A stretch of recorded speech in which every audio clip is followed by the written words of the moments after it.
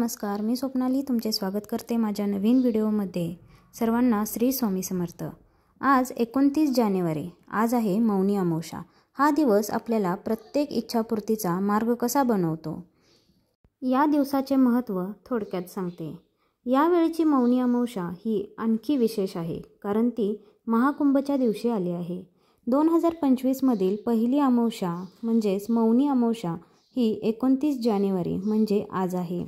या दिवशी महाकुंभ शाही स्नान ही केले जाणार आहे। मौनी अमावस्याबरोबर महाकुंभचा दुर्मिळ संयोग अत्यंत फलदायी मानला आहे। उदय स्थितीनुसार ही अमावस्या साजरी केली जाते। धार्मिक मान्यतेनुसार गंगेचे पाणी अमृत मानले जाते। मौनी अमावस्येला गंगेत स्नान केल्याने सर्व पापांचा नाश होऊन मोक्ष प्राप्त होते असे सांगितले जाते। या दिवशी अनेक जण मौन व्रत पाळतात। या दिवशी मौन व्रत पाळणं, पवित्र स्नान करणं, या दिवशी दान करणं हे खूप पवित्र आणि फलदायी आहे। या वर्षातील पहिली अमावस्या विशेष असे संयोग घेऊन आली आहे कारण या दिवशी महाकुंभ मेळ्यात शाही स्नानही होणार आहे। यानुसार धार्मिक श्रद्धेनुसार दान आणि पितृपूजन केल्याने देखील जीवन संकटापासून मुक्त होते। पूर्वजाकडून समृद्धी आणि आशीर्वादही मिळतो। शिवाय मौनी अमावस्येला स्नानाचे दुहेरी लाभ आहेत। ते कोणते? तर पौष महिन्यात आलेल्या मौनी अमावस्येला पवित्र स्नान केल्याने पुण्यकारक मानले जाते। पण मौनी अमावस्येला आध्यात्मिक गुण अनेक पटीने वाढले आहेत। या दिवशी संपूर्ण मौन पाळल्याने उल्लेखनीय पुण्य लाभतं। मौनी अमावस्येच्या दिवशी धनप्राप्तीचे काही उपाय केले जातात। मौनी अमावस्या ही एक शक्तिशाली तिथी आहे। मौनी अमावस्येला पितरांची पूजा केल्याने पूर्वजांच्या ऋणातून मुक्त होते। या दिवशी पितृपूजनाला खूप महत्त्व आहे। या अमावस्येच्या दिवशी सकाळी लवकर उठायचं आहे। आपले संपूर्ण घर पाण्यामध्ये थोडे खडे मीठ आणि गोमूत्र टाकून संपूर्ण स्वच्छ पुसून घ्यायचं आहे।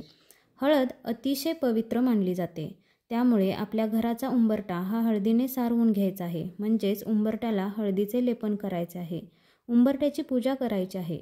उंबरठ्याची पूजा केल्याने घरातील नकारात्मकता कमी होते आणि घरात सकारात्मकता वाढू लागते। आपल्या घरात लक्ष्मीचा वास सदैव राहतो। आपल्या घरात सुख शांती लाभते।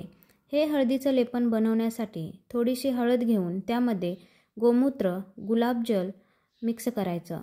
थोडंसं अत्तर मिक्स केलं तर अजून सुवासिक बनतं। आपल्या घरात लक्ष्मीचा वास सदैव राहावा यासाठी आपण हे हळदीचे लेपन नेहमी करत असतो। उंबरठ्यातून लक्ष्मी माता प्रवेश करते। लक्ष्मी मातेला प्रसन्न करण्यासाठी आपण आपले प्रवेशद्वार नेहमी स्वच्छ ठेवावे। उंबरठ्याला हळदीचे लेपन केल्याने घरातील निगेटिव्हिटी नाहीशी होते। घरातील वास्तुदोष कमी होतात।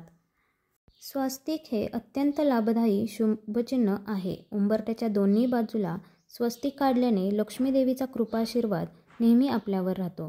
नेहमी घरात प्रसन्न वातावरण राहते। घरातील काही वास्तुदोष असतील तर ते सुद्धा कमी होतात।